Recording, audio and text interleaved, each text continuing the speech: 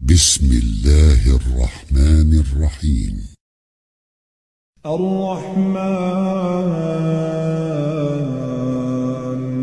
علم القرآن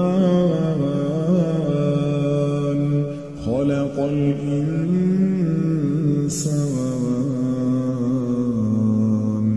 علمه البيان.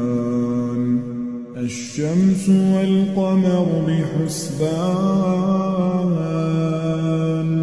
والنجم والشجر يسجدان والسماء رفعها ووضع الميزان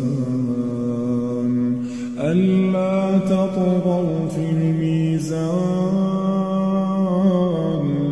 وأقيموا الوزن بالقسط ولا تخسروا الميزان. والأرض وضعها للأنام فيها فاكهة والنخل ذات الأكمام والحب ذو العصف والريحان. فبأي آلاء ربكما تكذبان؟